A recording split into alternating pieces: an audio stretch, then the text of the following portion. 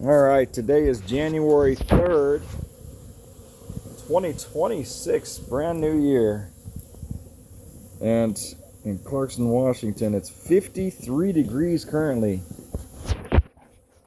It's been an unseasonably warm fall and into early winter. And the bees are absolutely loving it. They were all clustered up. And then with a day like today, they've broken cluster. I've got a bee on my ear. It'll fly off in a second. But anyways, the boxes are heavy. I was just so all of them have broken cluster. There's only 6 here. Besides, you can see the last one, that blue box on the end. Those haven't broken cluster very well. I checked. I opened up the quilt box. These are quilt boxes. They're full of sawdust, and they had used about 80% of their sugar. I put 5 pounds of sugar on each of my colonies this year. The 1st of November, well, and October. Am I getting bumped? I don't know if a bee just randomly ran into me or if I'm getting bumped. I may be getting bumped. No, I'm not. Just a bee ran into me. Lots of activity. Yeah. This is what happens when you sit so close to the hives. They just land on you and they'll fly away pretty soon. But I'm out here ground. Mortuary bees are doing their thing. See that? Cleaning out the hives. Dog's doing her thing. Kid's doing his thing.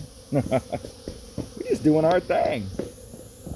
So anyways, I did want to make a little video about the silver maples. They're the first source of pollen that is accessible in my area.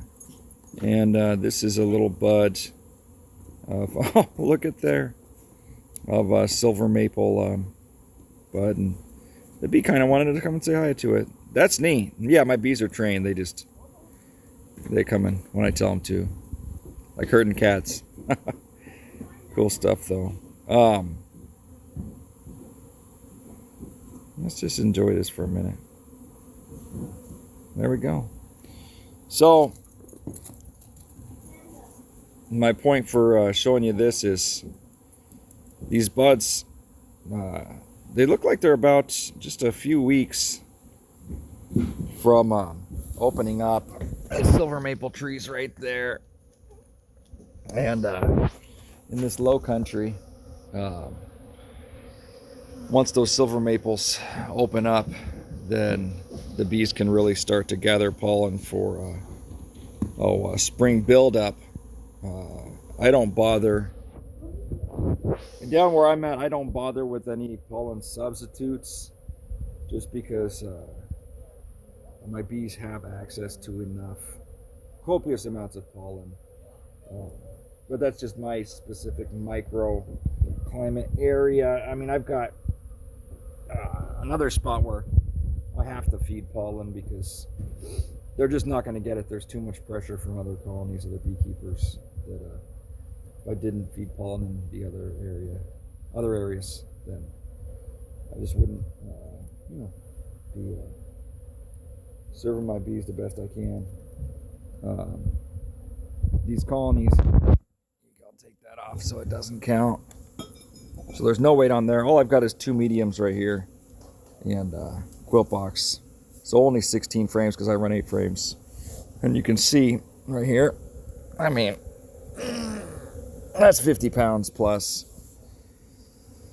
So being it's the 1st of January and down here the resources start really stacking in. By March 1st, the resources are just absolutely popping off. By March 1st down here, we've got dandelion that's rocking like crazy.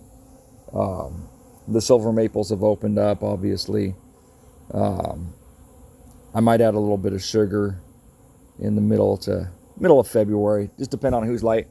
Another thing I do is I'll go ahead and I'll lift all of them because I want to see who's light.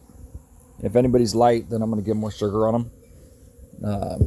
But everybody's heavy right now, and they're just enjoy it. I did see a little tiny amount of pollen come in.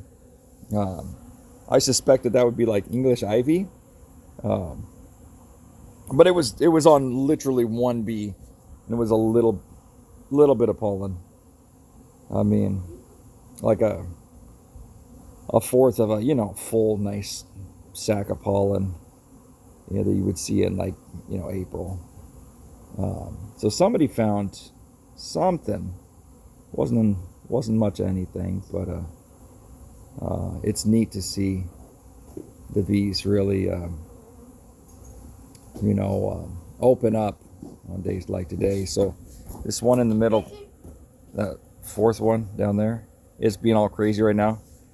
And here about an hour ago, this one was like that, because when they break that cluster, it's it's really sort of similar to a swarm. Just the flurry of activity, and then it dies down, and like this one has died down. But when everybody's like, oh, we can get out, and I suspect the one at the end, there's more and more activity down there, that cluster that didn't break, and I expect they're gonna break, and then here in half an hour it'll be like that down there. So yeah, we're just waiting on springtime. Another thing about bees is they don't care about, look at that, see that old plywood delaminating? Might be the last year for it, maybe not, but bees, all you need is strong colonies. You need to selectively graft for your new queens, and strong colonies that overwinter, survivor colonies, obviously, from overwinter. Not gonna be grafting from queens that died. But anyways, yeah, with all my bees, I don't have any deformed wing virus anymore. That's completely out of my colonies, which is exciting. But just, some of those things, simple. Never graft from a queen that the colony has deformed wing virus, because they're susceptible to it or whatever. And a chalk brood, if you notice one colony has got chalk brood, absolutely don't mess with that queen. Pinch her and requeen or whatever. Let her go the next year and put a new queen in there if it's the wrong time of year or whatever. But can't be messing with the queens in January on Washington. But this is I just love being out here in the sunshine with the bugs. And like I said, this colony, I mean, you can see that's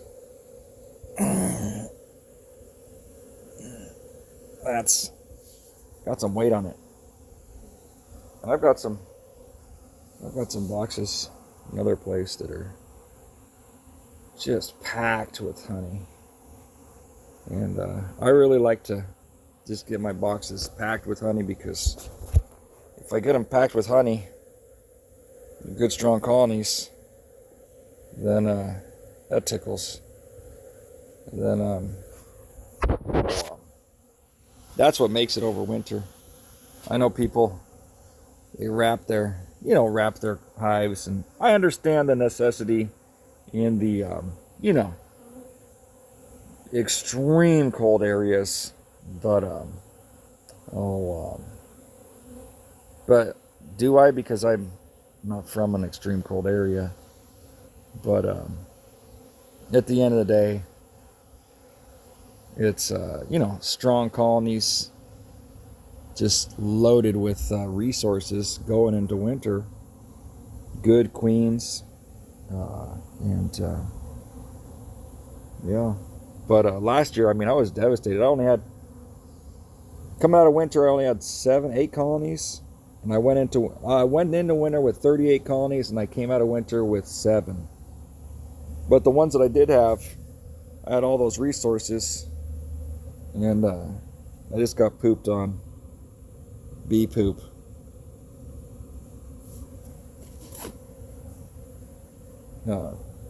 Anyway, so yeah, I had 7 colonies coming out of winter, and I mean, I was breaking those colonies down 7, 8 to 1. I mean, when I did my splits, I stacked them up.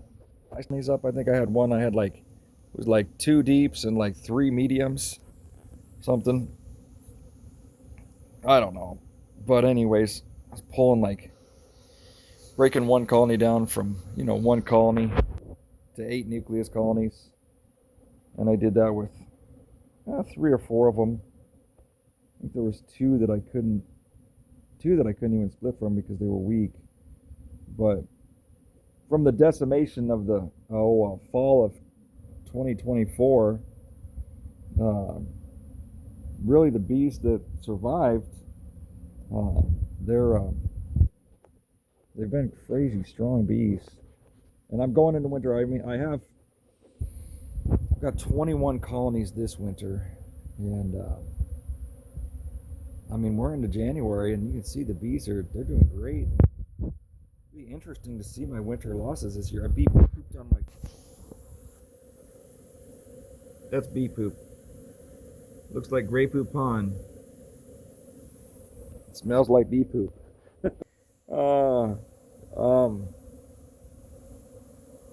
But yeah, wouldn't that be something if I didn't even lose 1 colony this year? From losing it was something like 80% last year. But then the spring buildup, I mean, it was a God thing. I couldn't have built up as many as I built up, on my own. It was just God's grace.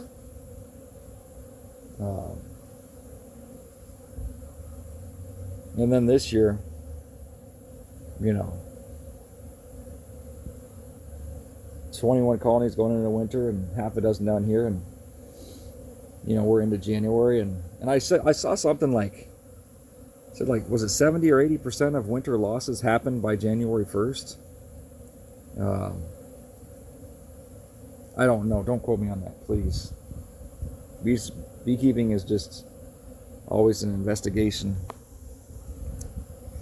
Getting into those hives, investigating what's going on. What's the limiting factor? I already know my limiting factor this year is going to be drawn deep comb. That's the only reason I have medium seed, because I just didn't have any drawn deep comb. Some guy, he sold me 30 deep frames for $2 each, and I cleaned them up, and I'd say they're roughly 50%, 60% drawn out, good, ready to go. And so that's going to help. But with 21 colonies, and I'll start building up real tough here in the next probably about 6 weeks. It'll be about the middle of February I'll start really getting more sugar on them. Then maybe March 1st throwing more boxes on, get them to start building up, because what I've found is if I can, there was a bee on my head, I didn't squish it. Whew. If I can get them all those resources they need, which usually is sugar or pollen, depending on the area, in the spring, I can really build monster colonies to get for nucleus colonies, prepping for nukes. I would like to, depending on my financial situation, I would like to be going to winter with 60 colonies this year in 2026. But depending on my financial situation, I might have to sell off a lot of nukes. Last year I sold nearly 24 nukes, which was crazy, being that I came out of winter with 7. But, you know, when you can graft your own queens and make a heck of a lot of splits. And another thing that helped me out last year tremendously with making those nukes was the year before I actually broke my ankle in 4 places. And I got a couple plates in there now. Gonna get those out in the middle of February. So, yeah, I've got to think about that with the beekeeping and when I get in and feed. And when we get that fake, we get like a fake spring in Clarkston every year, and it's usually not this early, but what we'll do is we will I'll get sugar on them again before they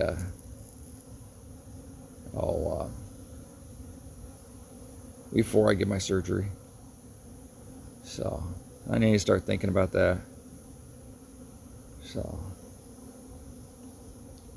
yeah. Have a good day.